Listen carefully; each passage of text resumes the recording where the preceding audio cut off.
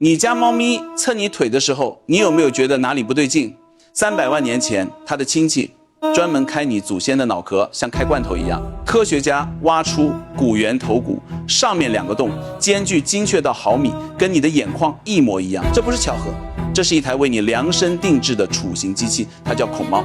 整整100万年，它只干一件事：猎杀人类。而你现在怕黑、怕尖锐的声音，不是你胆小，是你 DNA 里那个被吃剩下的祖先正在替你尖叫。你可能想问，孔猫到底长什么样？很多人以为它就是个低配版剑齿虎，错，大错特错。剑齿虎那2根獠牙半米长，看着吓人吧？但那玩意就跟瑞士军刀一样，好看不中用，又薄又脆，咬到骨头咔嚓就断。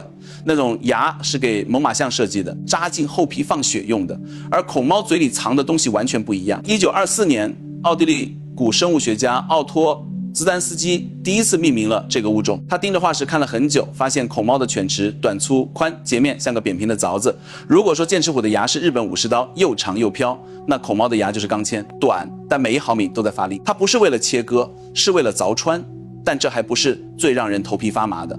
2001年，瑞典古生物学家拉斯韦德林和玛格丽特刘易斯发表了一篇关于孔猫属的全面综述。他们测量了大量孔猫头骨化石，发现了一个细思极恐的规律：孔猫2颗上犬齿之间的距离和南方骨缘眼眶之间的宽度高度吻合。什么意思？你想象一下，你手里拿着一把专门为某个型号螺丝定制的螺丝刀，孔猫那2颗牙就是大自然花了几百万年打磨出来的，专门适配灵长类头盖骨的破拆工具。2根钢钎同时插入你的太阳穴两侧，瞬间贯穿颅骨，中枢神经当场报废，你连疼都来不及感觉就已经死了。那你可能又要问了，孔猫有多大？它的体重大概150公斤，什么概念？你去健身房找一个最壮的猛男，大概90公斤，孔猫相当于1个半的健身猛男压在你身上，但肌肉密度比人类高得多，肩高1米，跟一头成年母狮差不多，全身覆盖斑纹，四肢粗短有力。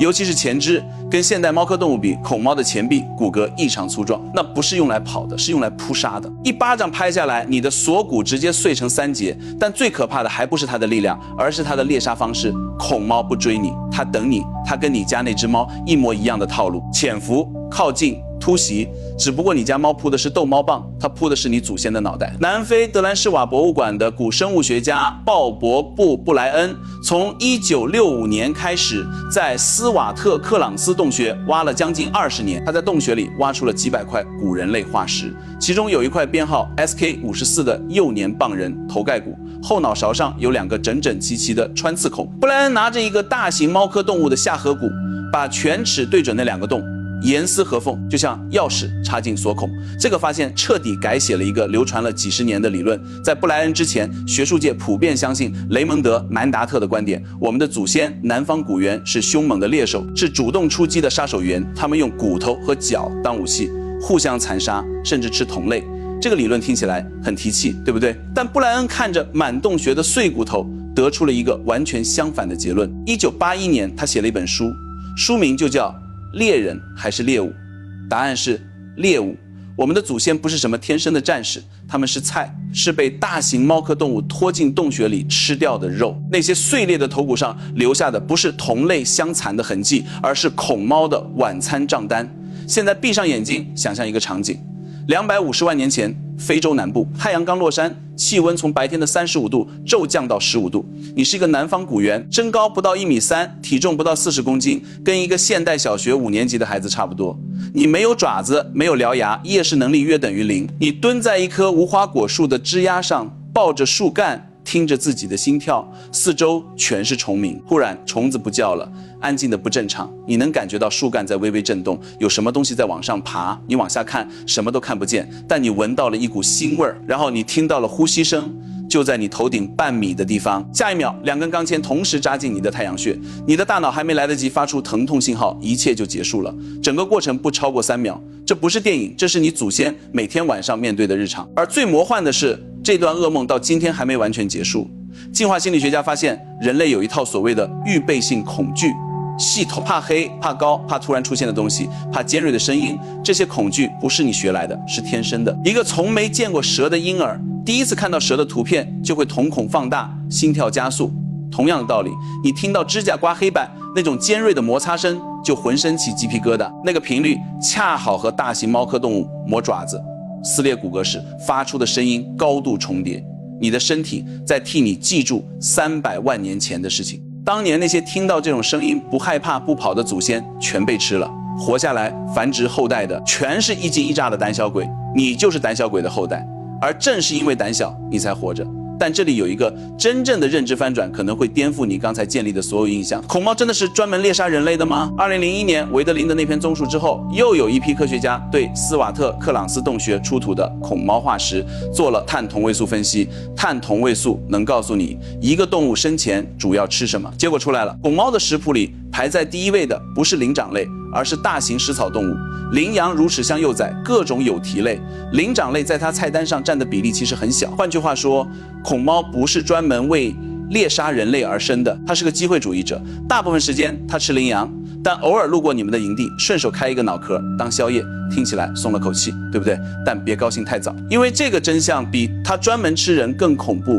它意味着恐猫甚至不需要把我们当主食，仅仅是偶尔的顺手一击，就足以在我们的基因里刻下100万年都消不掉的恐惧。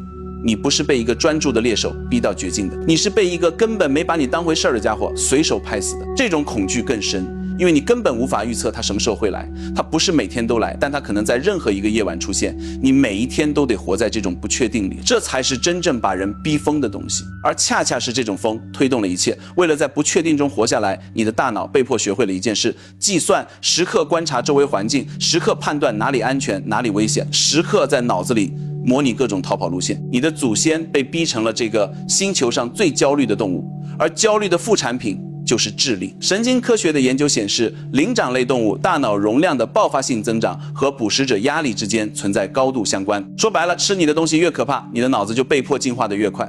恐猫不是我们的敌人，它是我们的老师，一个用死亡当教鞭的老师。然后转折来了，大约250万年前，地球气候剧烈波动，非洲变得越来越干，曾经铺天盖地的热带雨林开始一片一片的消失，变成了稀树草原。对恐猫来说，这是灭顶之灾。它的整套猎杀系统，潜伏、爬树、暗夜突袭，全部依赖茂密的植被做掩护。草原上没有大树，没有灌木丛，视野开阔的像个足球场。它的隐身衣没了，但对我们的祖先来说，被迫从树上下来，走到地面上，反而打开了一扇新的门。没有了树的庇护，他们开始抱团。一个南方古猿是典型，10个南方古猿手里拿着石头，那就是麻烦。考古证据显示，这一时期的人类化石旁边开始大量出现敲碎的动物骨骼和粗糙的石器。我们开始吃肉了，高热量的蛋白质喂大了我们的脑子，脑容量从400多毫升暴涨到将近1000毫升。什么概念？你手里的1听可乐是330毫升，我们的大脑从比1听可乐大一点，膨胀到了3听可乐那么大。这多出来的2听可乐的容量里装的全是计算能力、语言能力、协作能力，装的是反杀的资本。而布莱恩在斯瓦特克朗斯洞穴里发现的另一样东西才是真正的核弹。1988年，他和合作者安德鲁·希伦在洞穴第3层沉积物中发现了270块烧焦的骨头碎片。化学分析显示，这些骨头被加热到的温度和篝火完全一致，而这一层的年代距今大约100万到150万年，这是人类历史上最早的用火证据之一。想想这意味着什么？同一个洞穴，下面几层挖出的是被恐猫咬碎的古猿头骨，上面几层挖出的是古人类烧过的骨头。故事的剧情在这几米厚的岩层里发生了180度的逆转，下面是猎物，上面是猎手，下面是恐惧，上面是火。你知道火对恐猫意味着什么吗？恐猫是夜行动物，它的整套捕猎逻辑建立在黑暗之上，而火是黑暗的死敌。当第一簇火焰在洞口亮起来的那个夜晚，恐猫的猎场就开始坍塌了，它的夜视优势归零了，它赖以生存的偷袭战术失效了。而那群曾经瑟瑟发抖的猎物，现在围坐在火堆旁边，眼睛里映着火光，他们不再害怕黑暗了。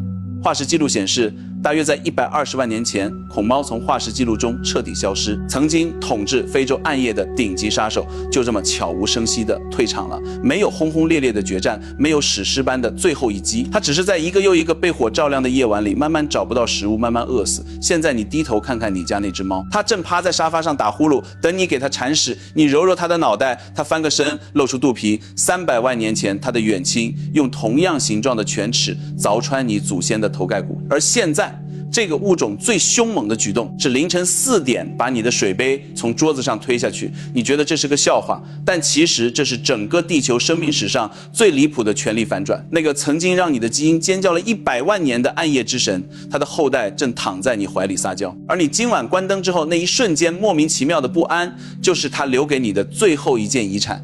你的身体还记得，只是你的大脑已经选择了遗忘。